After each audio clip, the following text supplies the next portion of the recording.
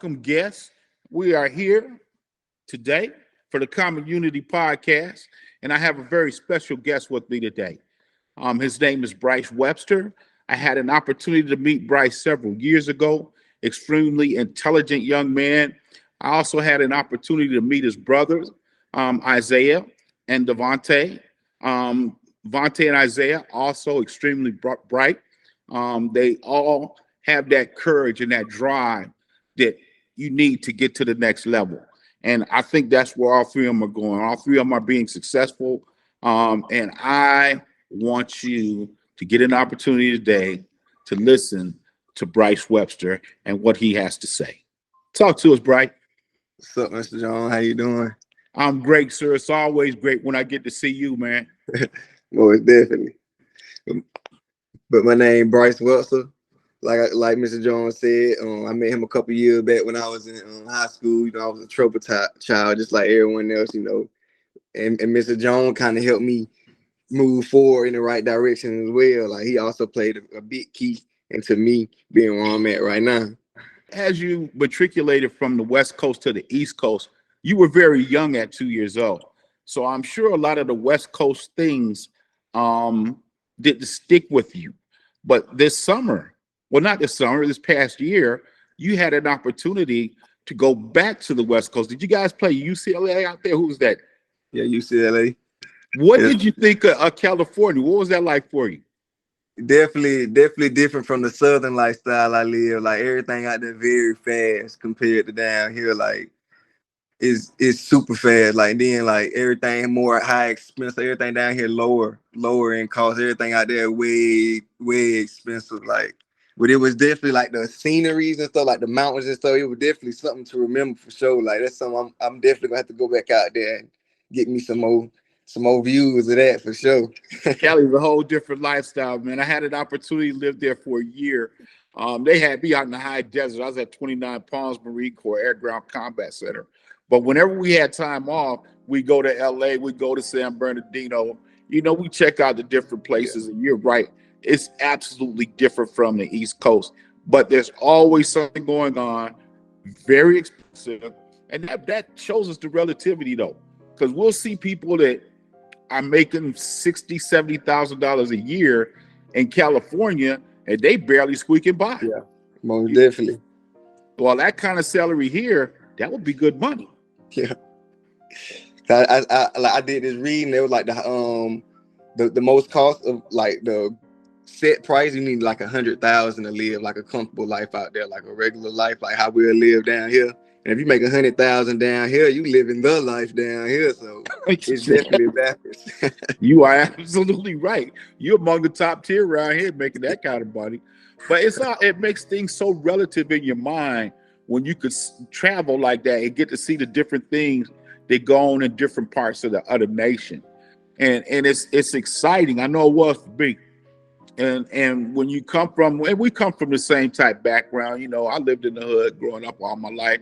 And when we get to a certain point, it's always things that take us back to where we came from. But I think that's that character in you. That character in you that's gonna say, it don't matter where you put me at.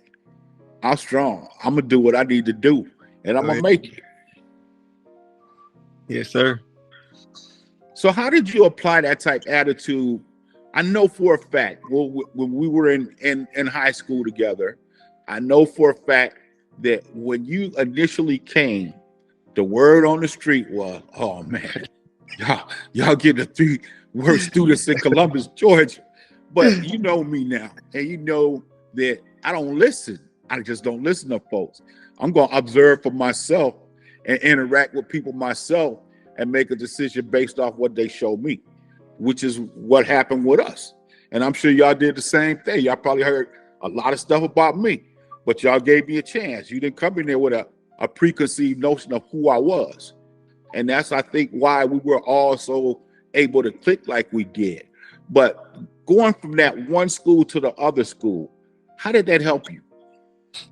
It actually helped me a lot. Like, and then when I like the first school I was going to, like, I don't want to embarrass the school or anything, so I ain't gonna say his name, but it was very like more on you. Like if you want to get your education, you gonna get it. If you won't, then you ain't gonna get it. And the type of student I was and the type of person I was, I ain't really see the value. Nobody really taught me the value of education or anything like that. So I really didn't care about education. I was like, oh, so y'all gonna put it on me?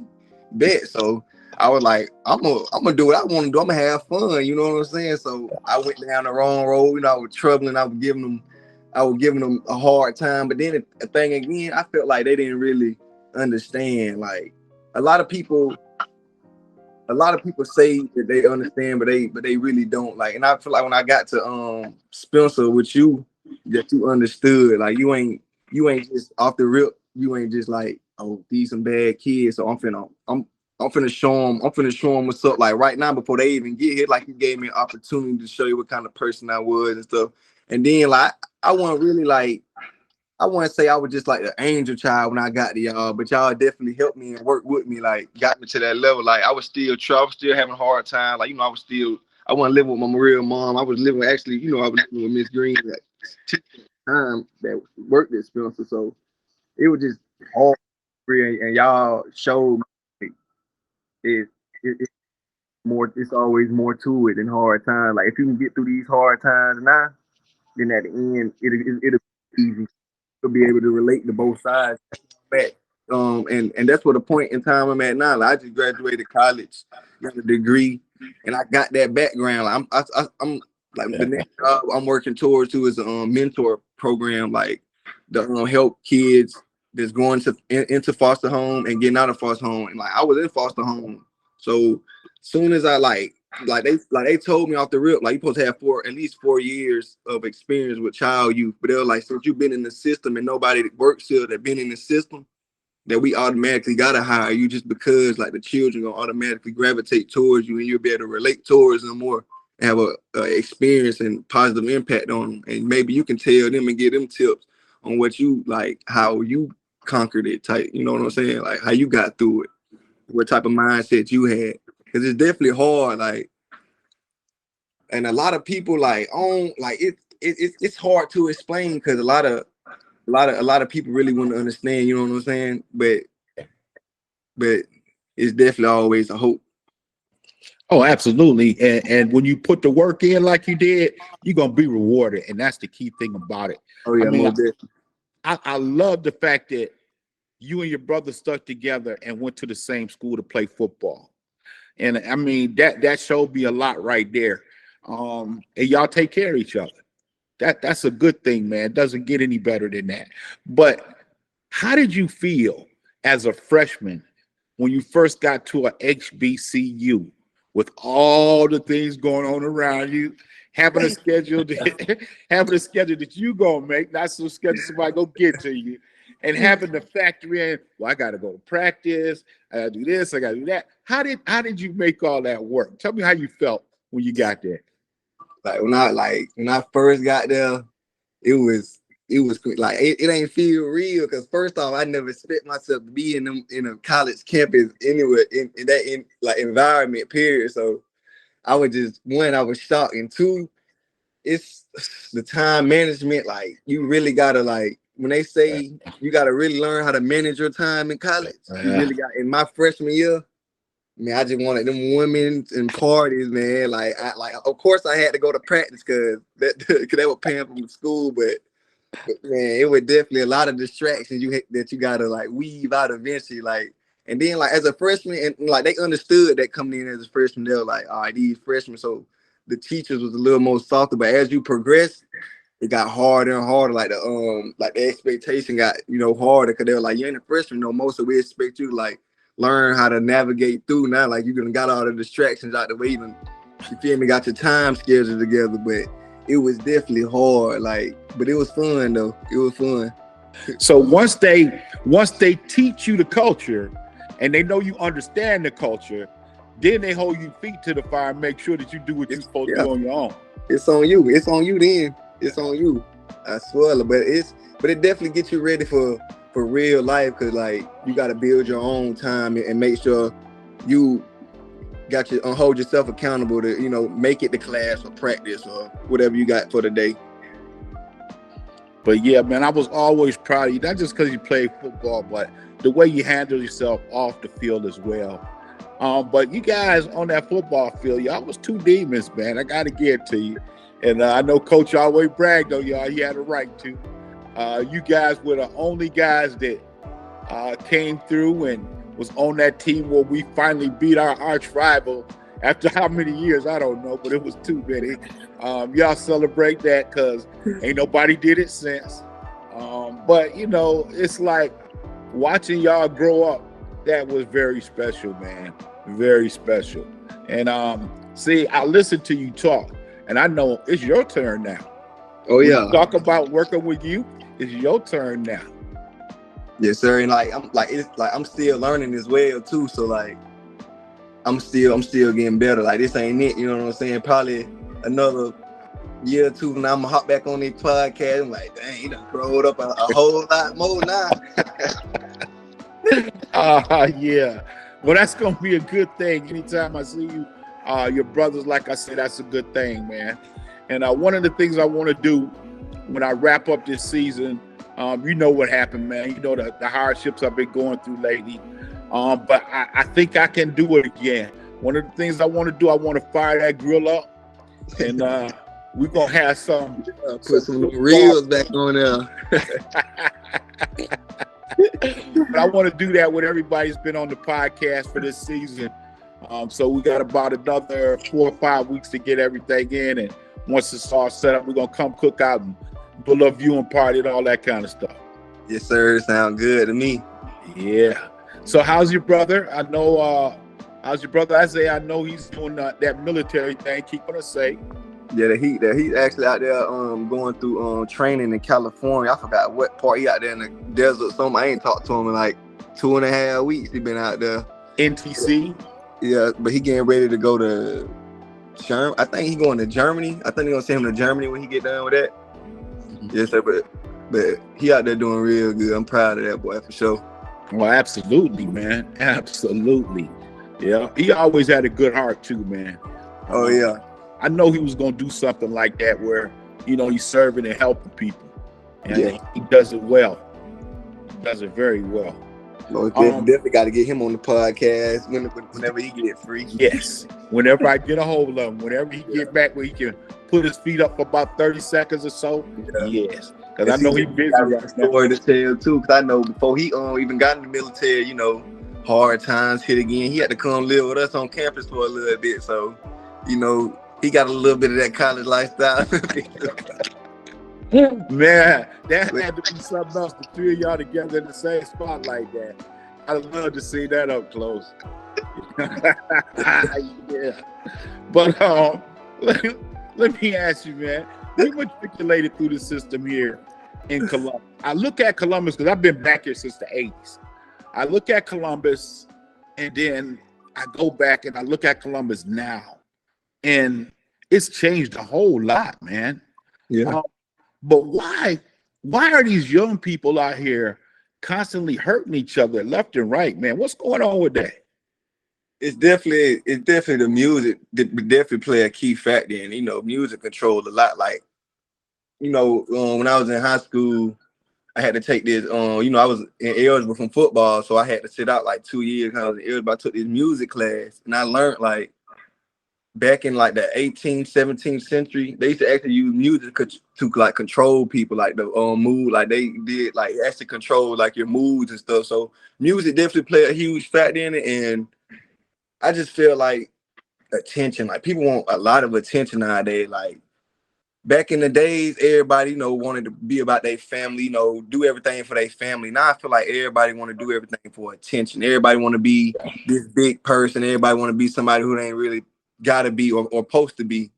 So I just feel like it's a lot of facade going on right now in this world, and you falling for it. And then they get out there in the street and they want to live up to that reputation that they think they done cause for themselves. Like the movies and stuff. You know, back like, you know, I caught the era before the technology actually boomed. So all the movies and stuff, we had movies and stuff out, but like we was more outdoors with each other playing around and stuff. We didn't have all this technology and stuff either. Like now, like everything, instant. Like everything fast, everything moves so fast nowadays. Like it's crazy. And that's one of the things I look at y'all, man, and I'm like, everybody, a lot of people had a wrong impression. I hear them say, oh man, the young folks today, they don't do this and they so lazy and they don't want to do that. And I say to myself, and I say to them too, you look at all the things that folks have to deal with now that we didn't have to worry about. You know, social media was non-existent when I went to school. There was no such thing. And now social media is one of the most important aspects of some people's lives. Yeah. I mean, you see them, they always got a phone in their hand. They Instagram, they Snapchat, they Twitter, Facebook, they all over the place all the time. But one of the things I see with that too, Bryce, that I really don't like is the fact that, you know, I think that's one reason why we don't make personal collections like we're supposed to. We don't make personal connections like we're supposed to because we're always doing electronic stuff instead of seeing each other face to face, you know, and conversating and working stuff out. Yeah. And it goes to that other part you talked about earlier, and it creates that false sense of bravery. You know, people got they brave on when they on the other side of that screen, knowing that can't nobody have hands on them right now. So then they get out of control, and the next thing you know, you see them on the street. He got a pistol. He got a pistol. Okay, let's duel it out. But it's so crazy because I know when I first moved back here, that was like 1984. We lived on the east side. Most of the time we were in Columbus. And in 84, the east side was mainly military retirees and their families. And I watched it change over the years, man. I watched it change. And then they closed down the projects over there on the south side. And once they did that, it seemed like everybody that was on the south side went to the east side. And then the older folks started dying out. When they started dying out, man, that's when it really got out of control. And I hate to see Columbus like that because it's a nice little town at heart. Oh yeah, most definitely is. Like I definitely seen it change too. Like you said, I had grew up over there on the south side when they had Baker Village and stuff up. So I kind of grew up in that area. So I kind of seen how like one side of town grew worse than the other, like as they tore different places and buildings down. Like they tried to center us in the middle of Columbus. Like not everything like in the middle of Columbus. They tried to move all of us to the middle of Columbus and like keep all the good people on the outside of it type. So I definitely seen it change well too. I'm glad you were as young as you are. You were still able to notice how that worked. Because there's a lot of people here that still don't realize what happened, and they can't recognize it for what it is. So, you know, I'm sad to say that, but that's the way it is sometimes. You know, but I'll tell you, man, you guys had to have a lot of intestinal fortitude. You had to have a lot of courage to be able to do the things you do. One of the things that I think impressed me the most, like I say, we know the rules. Everybody knows the rules.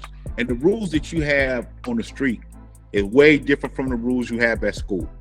So when you got to separate them, that's where a lot of people have problems at. They can't separate one from the other. And when they get to school, they got to be hard. They got to, you know what I mean, put on this act all the time. When you're comfortable with yourself, you got confidence in yourself, you ain't got to do that. And I think that's one of the things that helped y'all, the three of y'all, so much in school was the fact that you didn't have nothing to prove to nobody. It's like, I'm going to get my education.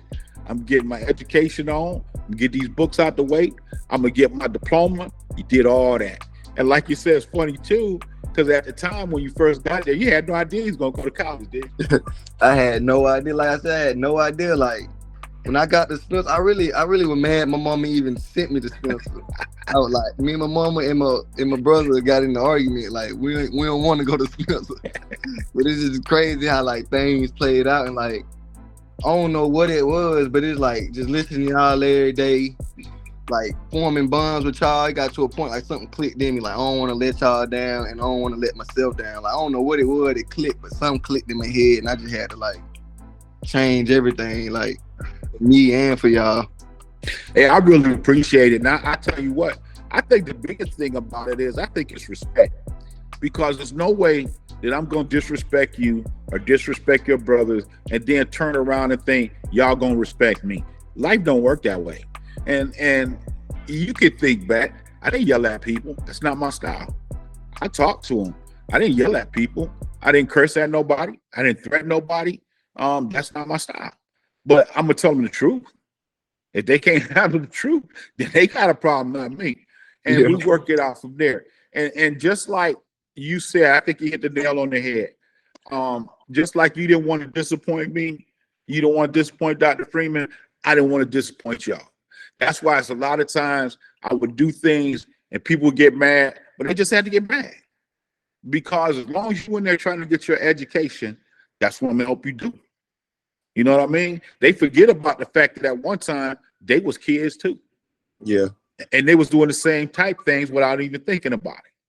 But then when you become an adult, all of a sudden, it's like they forget those days and a kid make a mistake and they want to crucify the kid. My biggest thing was, and I think that was my pet peeve, and I think this is why some of the teachers didn't like me. My biggest thing was, if you don't want these students to disrespect you, stop playing with them. Stop playing with them. Because I walk in so many classrooms where teachers be telling jokes and they want to be the cool teacher. They got the music up and they playing games. Yeah. And then, as soon as the kid act like a kid, they want me to send them home. Yeah. So like, nah, that ain't gonna happen. So you know, I'm just thankful I had an opportunity to work at that school because there are so many great students that I ran into at that place, man. It's like a hidden gem. You know, most folks don't comprehend until they've been there. They think we're one thing, but we are actually a whole different thing.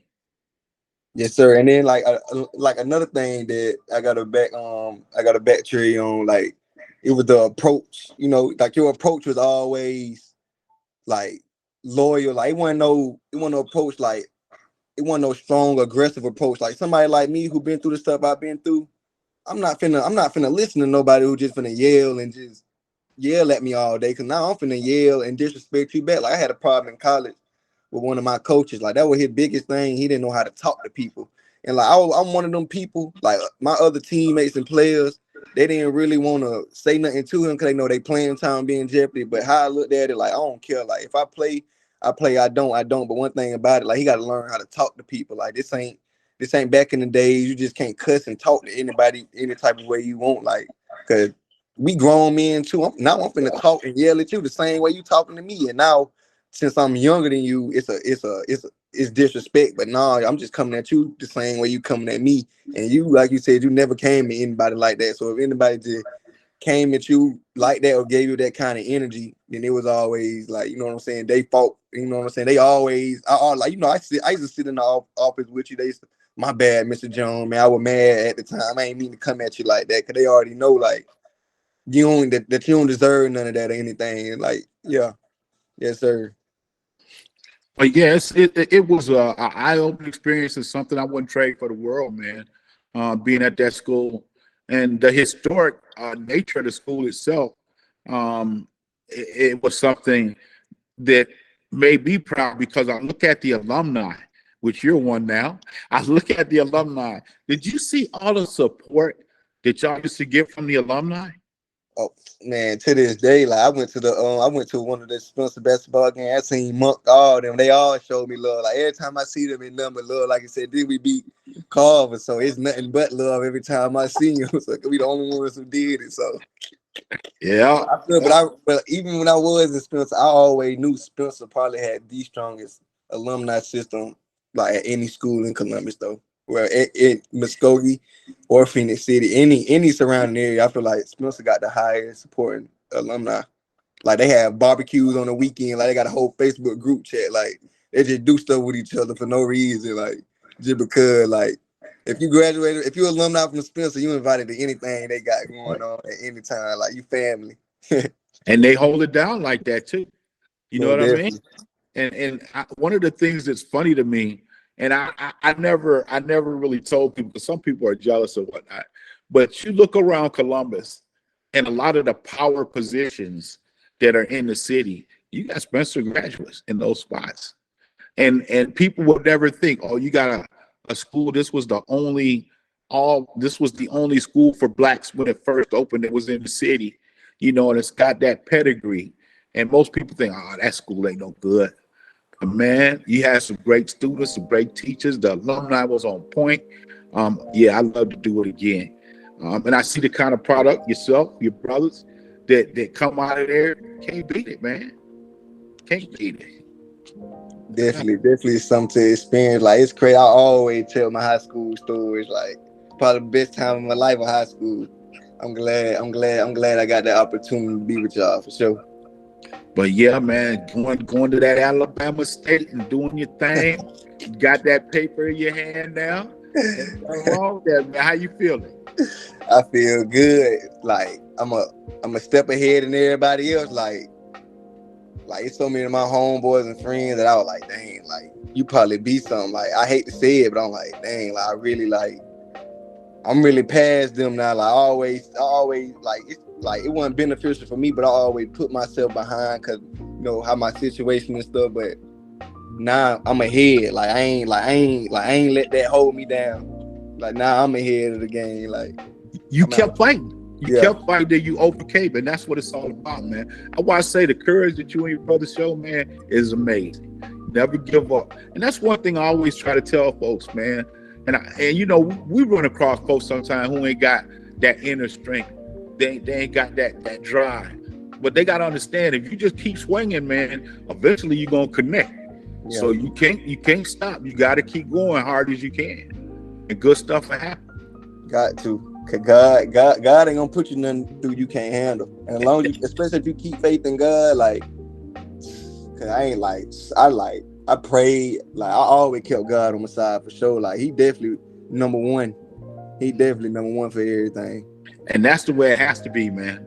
I mean, I look at the things that he brought me through. Shoot, I'm not supposed to be sitting here right now. I'm supposed to be gone. but it was my time. Yeah, he had work for me to do, so he left me here, and I really love the fact that give me some more work, give me some,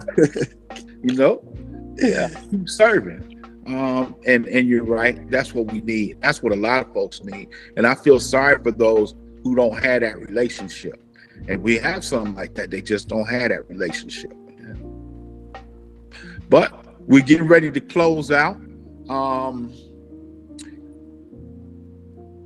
Now that the old line getting ready to sit down and the new lines that come up, tell me, what are you going to do to help these young bucks out that's coming up under you?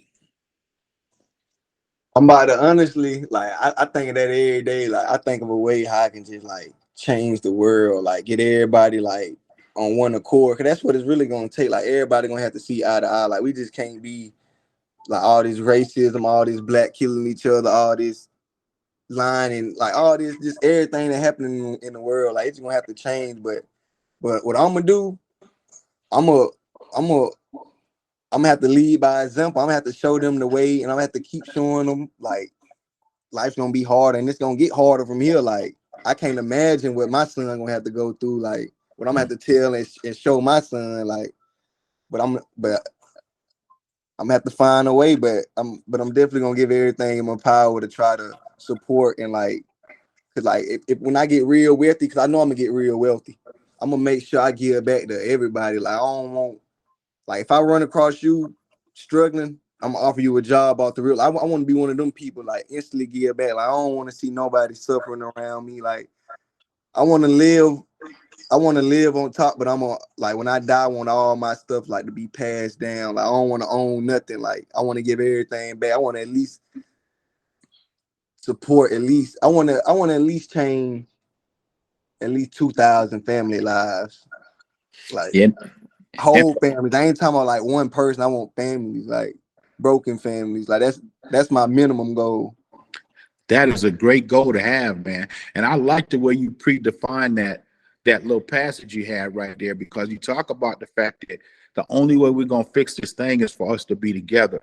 And that's all of us, not just black, not just white, not just brown, all of us. And if we're together, we can fix this system. And that's one reason why the name of this podcast is Common Unity. It's the Common Unity Podcast, and it's here to build communities, which we gonna do. So thank you very much, Brother Bryce. Anything you want to say to the people before we go? Man, y'all stay blessed, stay happy, man. Stay safe, man. Love y'all, man. Appreciate everything. Thank you, brother. Take care and have a great day. And folks on the Community Podcast, have a great day.